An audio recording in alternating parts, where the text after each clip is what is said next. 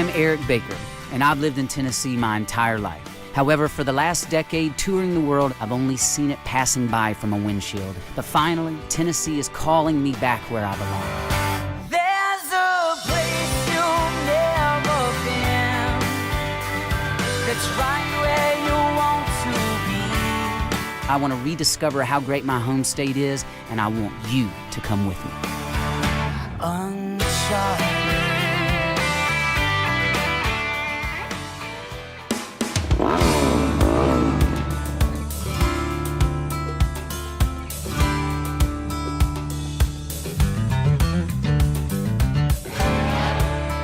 When I was a kid, I had this cassette tape of Steppenwolf's greatest hits.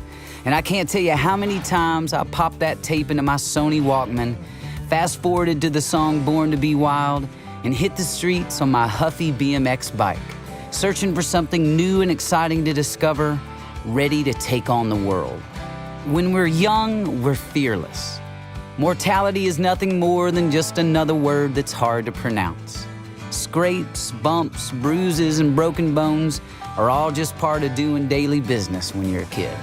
But as adults, we often get too caught up in the possibility of losing our lives and lose sight of what it really means to live. Now, I'm not saying that adulthood should be lived with the same reckless abandon of our youth. At some point, we all have to grow up. But what I am trying to say is that growing up doesn't have to be boring. On this episode of Tennessee Uncharted, I've got my motor running, and I'm heading out on the highway to Hurricane Mills, Tennessee, looking for adventure and whatever comes my way at the annual Middle Tennessee Dirt Riders Spring Ride at Loretta Lynn's ranch.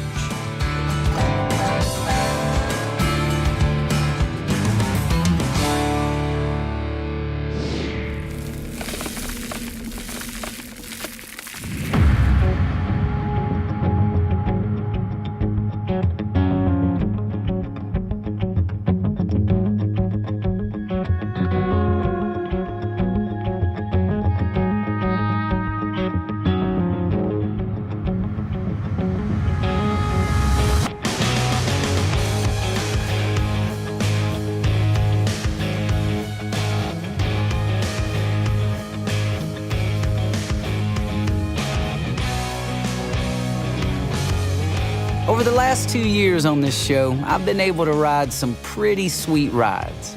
I've ridden roller coasters, riding lawnmowers, tractors, and ATVs. But I felt like it was time to take things to the next level. So today I'm making the jump from my old Huffy to the granddaddy of all off-road bikes, the dirt bike. So you're actually gonna let me ride this thing, huh? We're gonna teach you how to ride this thing. Now, I've mountain biked before. Yes. And my sister had a 79 Schwinn Fair Lady growing up, so I've had some two-wheeled experience. But how different is a mountain bike to what this is? The weight ratio is going to be slightly different, plus you're under power. So you do have a 250cc motor underneath you and a throttle at your right hand. Yeah. So no pedaling. Ew. No pedaling. All the fun's right there. All right. I like that. So seating position. While you're sitting up on the bike, if you want to scoot forward into more of the saddle, you'll hug the radiators here with your knees. Okay. And that's going to be in the seating position. Now, if you stand up, you also do a lot of standing up on the motorcycle. You'll be on the balls of your feet. Okay. Kind of stick your butt back, and you want to have your elbows up and over the front of the bike. Enjoy, ladies. I'm getting the booty out. So leverage with your elbows up, that's going to give you control. If your elbows are down, you're not going to have a lot of leverage to push the front wheel and react. So elbows up in almost all situations, so even when you're sitting. So transfer down to sit. Oh. And then elbows up. Well, next we'll go through the clutch control. So what we're going to do is, in order to ease out and start a motorcycle, you're going to have the clutch pulled in. Once you push it into first gear, you're going to slowly let out the clutch as well as feather the throttle.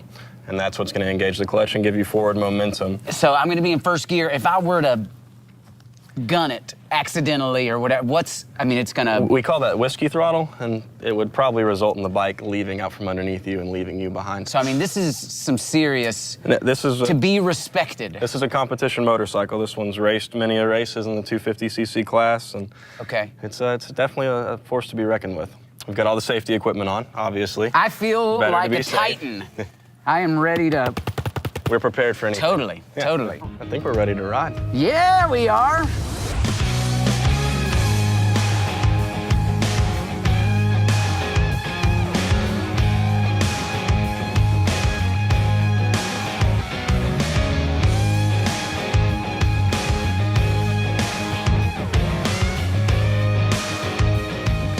In case you didn't know, my wife was a nurse for 10 years, so the word motorcycle is a pretty big buzzword around our house. Usually used in a sentence that sounds something like, "You're never going to get a motorcycle." Not to worry though, thanks to my life insurance policy, I was able to get her consent to go for a ride. Have you ever tried to ride a bicycle on the ice? Well, it's a lot like trying to ride a motorcycle for the first time in the mud. So with that being said, the conditions for today's ride were less than ideal. Let's just say they're called dirt bikes, not mud bikes, for a reason. But as they say, with great risk comes great reward. And even though my first ride had a few falls, it was definitely enough to kickstart my interest. Today I may not have ridden any wheelies, or even gotten out of second gear for that matter, but at least for a few minutes, I did get to feel a little closer to the boy I used to be.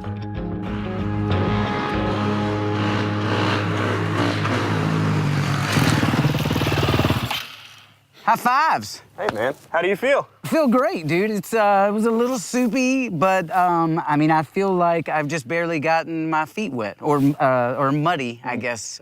Very muddy. The conditions are less than ideal, but yeah. But I mean, I really would like to do a little more of this, if possible. there's an event the MTDR puts on in Hurricane Mills, Tennessee, at Loretta Lynn's ranch. They do a spring and fall trail ride every year. A lot of attendees, a lot of vendors, a lot of good dirt bike riding. They've got novice loops, intermediate loops, advanced loops, hill climbs, downhills, water breaks. I mean, So even for somebody who's just getting started, I'll be all right? Exactly. It's perfect from the beginner all the way up to your advanced racer, even. I'm in. Let's do it. All right.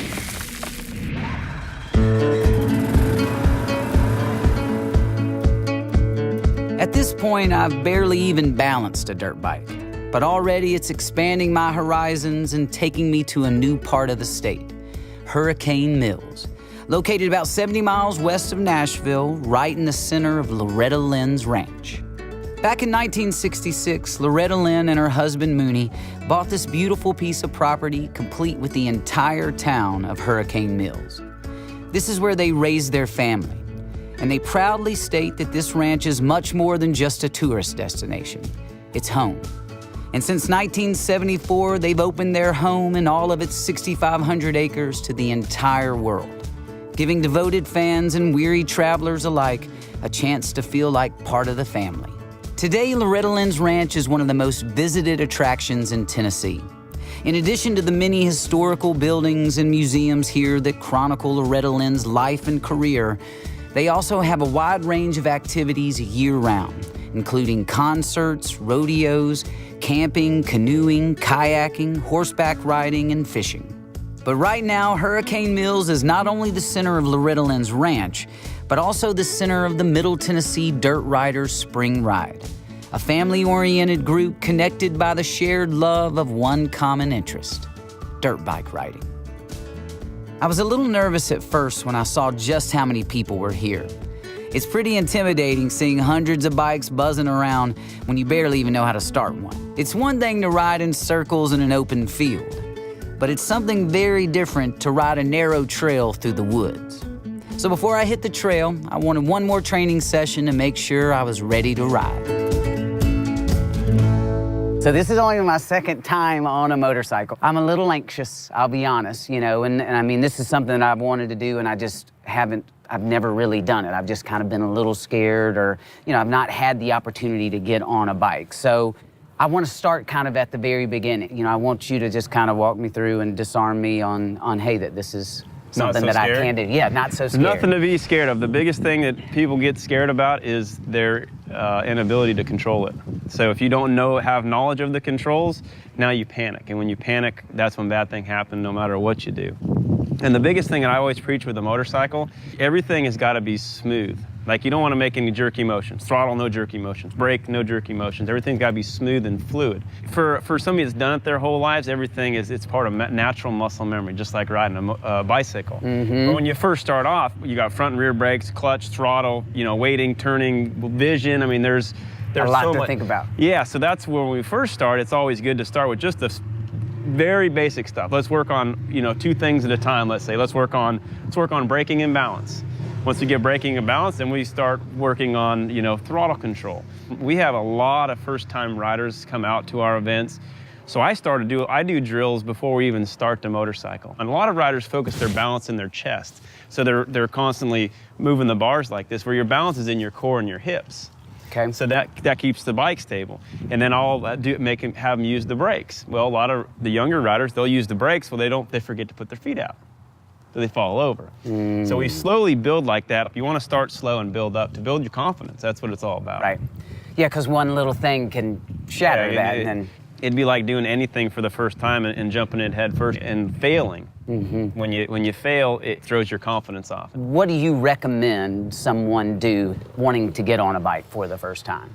I would say the most important thing is getting with somebody that's knowledgeable, whether it be an instructor, a friend, a family member that rides, because there's nothing worse for any person, whether it be an adult or a child that starts riding, crashes, and they're scared of it and they never do it again. One of my favorite moments of the weekend thus far is when we were right beside a trail and these 4 bikes come by, and it was little brother leading the way, then little sister, then mom, and then dad, and they just rolled by. With my dad, that's what we started this whole deal with. You go out and there's no expectations, there wasn't any trophies, but you come to trail rides like this, that's why they're here. It's not because they want to race and be a professional, they just want to go out and enjoy the weekend as a family.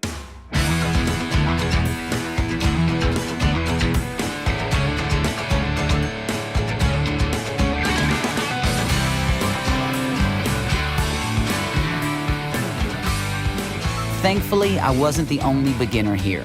And honestly, I can't think of a better place to learn how to ride. I was surrounded by experienced and knowledgeable riders who couldn't have been more encouraging. There were riding opportunities for all ages and skill levels. And MTDR does a great job making sure that everyone has a safe and enjoyable time. Once I hit the trail and realized it wasn't nearly as scary as I thought it was going to be, I was finally able to relax and enjoy the ride.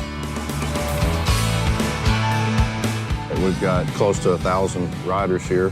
A lot of those folks bring their family members with them, grandparents, uncles, aunts, daughters, mothers, wives. A lot of those folks don't ride. They look forward to the event every year and camping out with their friends. They'll all congregate in different areas and hang out together and campfires and all that and cook food together. And so it's kind of like a vacation. It's in the air right now. You can smell it, It's a vacation, Been doing it for 14 years now. MTDR has. We see the same people come back year after year after year, and a lot of the younger kids, it's so fun to see them out there on the kids trail. 3 or 4 years later, they're out there riding with us on the big trail. A few years after that, they're passing us. That's what you want, though, right? It's because that's what you were saying yesterday. You're like, that's the future, right there. Right, exactly. The little guys riding around. You're like, that's the future, right there. Those little kids riding around out there, have a big grin on their face. That's what this is all about. Well, some of the little jokers around here, you think they can barely walk, and they're just flying by on these. I believe the youngest rider that we have is either 2 or 3. Wow. So everywhere from 2 all up to 70 and everything in between. So why Loretta Lynn's Ranch? They have a motocross track down here, if you noticed. Right. And that's where they hold the AMA National Motocross event. Which that's a big deal, right? It's a huge deal. It's one of the most famous motocross tracks in the country. Really? If anybody who's anyone in motocross has ridden down there on that track, that's your gateway to the pros, is to win down there as Loretta Lynn's amateur nationals. And so you've got the best in the country, everywhere from age 5 to 50 to 60 down there riding on that track every year. So the ranch is really set up really well to handle this type of event. They really cater to us a lot.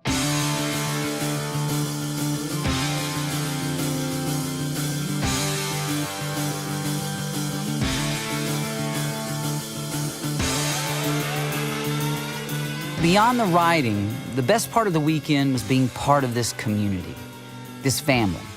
These folks not only know how to balance their bikes, but know how to keep a healthy balance of adventure in their lives as well, all in a family atmosphere. After just a few miles on the trail and a couple of cold nights sharing campfires and cold beverages, I can definitely say that I've felt the thrill and seen the beauty of dirt biking.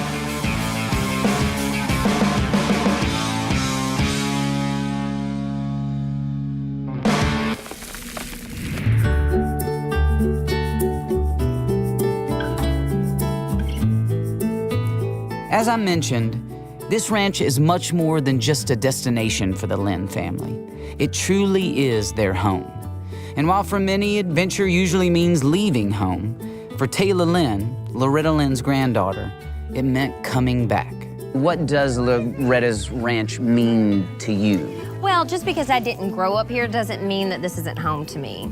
So this is always where my grandparents have been, where my father's been, my family. This is where we're from. And when I was living out in the Northwest, I felt God speak and say, it's time to go home. It's time to take your family home. And now, just having my son grow up surrounded by my family, surrounded by what you're talking about, you know, with the trees and the nature and all of that. I mean, it's so important to us to have him rooted in Tennessee. You grew up in Tennessee, then you went away to Washington State, and now you've come back. Do you have a new perspective of the ranch now? I definitely have a new perspective.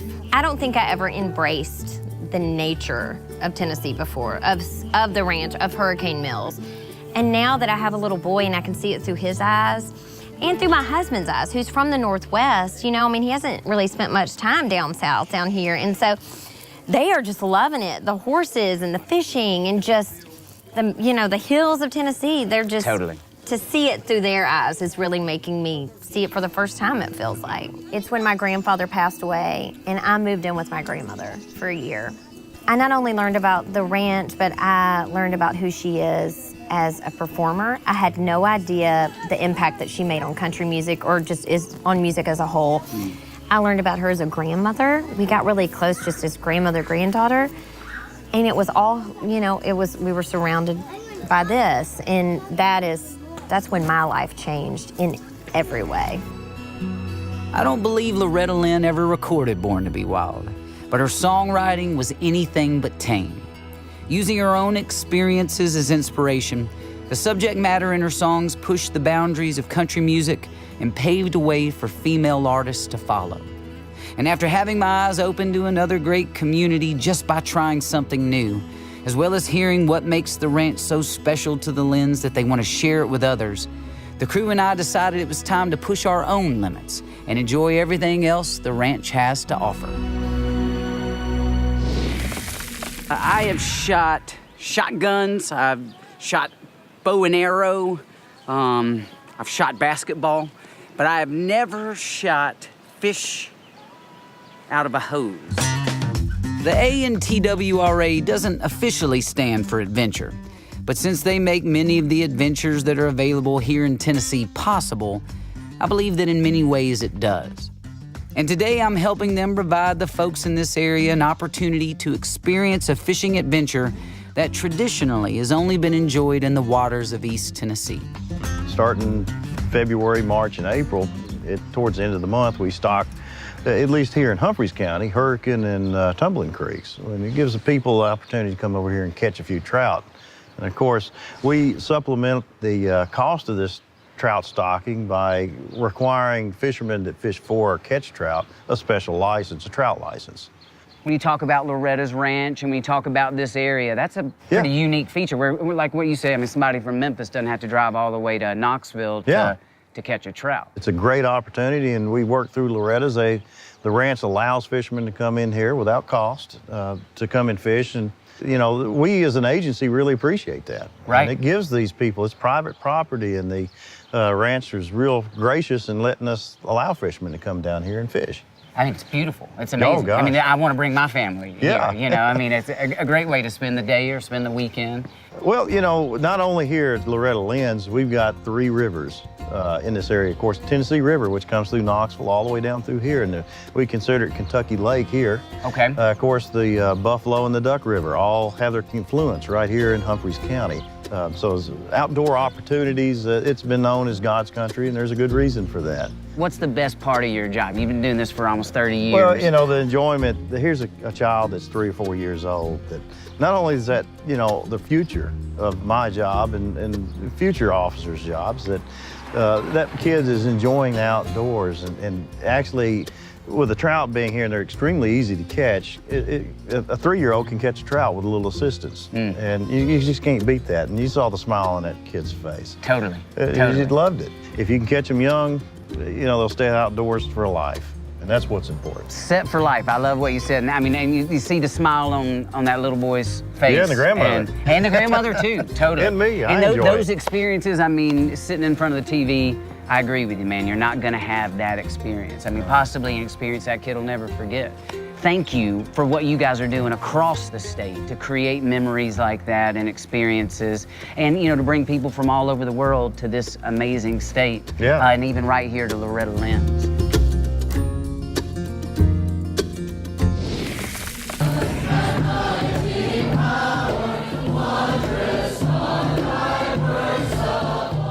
With all this inspiration and harmony in my heart, I've decided to make one final stop on my way out of town, to sing the praises with a group of folks who are raising the spirits of Nashville with an unlikely musical combination, beer and hymns.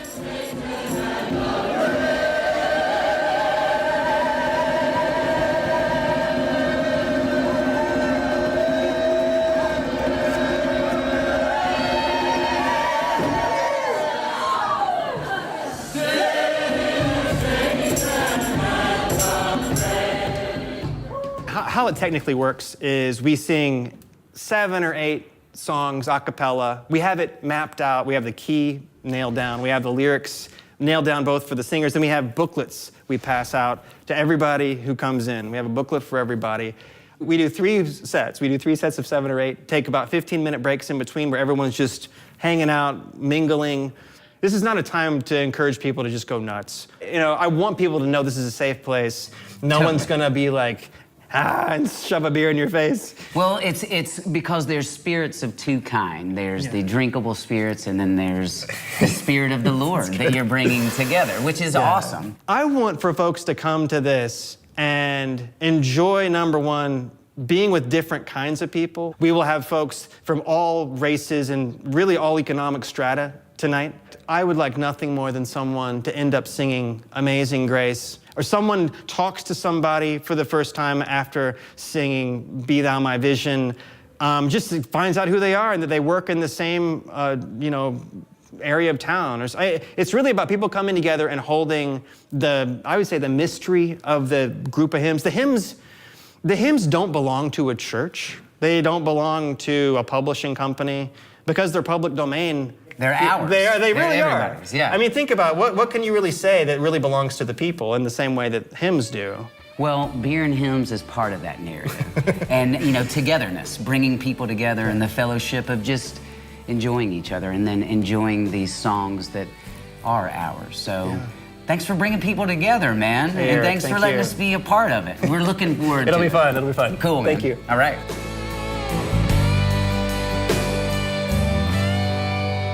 In a big city where most folks probably don't even know who their neighbors are, Beer and Hymns is a musical adventure that's bringing people together, creating an open-minded and accessible community connected by the spirit of love.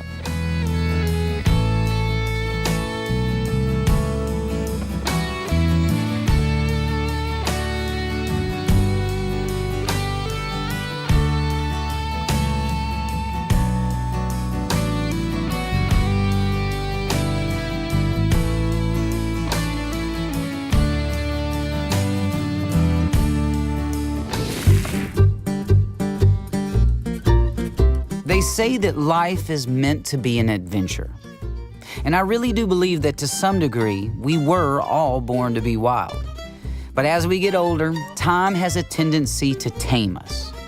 We start taking fewer chances, measuring the consequences of our choices to the point that we stop moving forward. Now, I'm not saying there's anything wrong with playing it safe. Just don't live so cautiously that you miss out on life. Looking back, before I started working on this show, I realized that the daily business of being an adult had dulled me. At some point, it became more about getting through the day rather than making the most of it. But as the days pass and the volume on our sense of adventure is slowly turned down, we lose a lot more than just the sounds of a great classic rock song.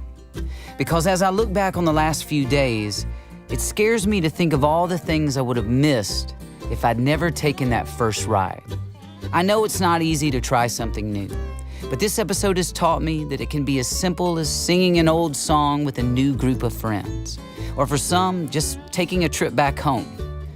Sometimes all you need is a Sony Walkman and the wise words of Steppenwolf. Yeah, darling, gonna make it happen. Take the world in a love embrace. Fire all your guns at once and explode into space. 'Cause after all, we were born to be wild.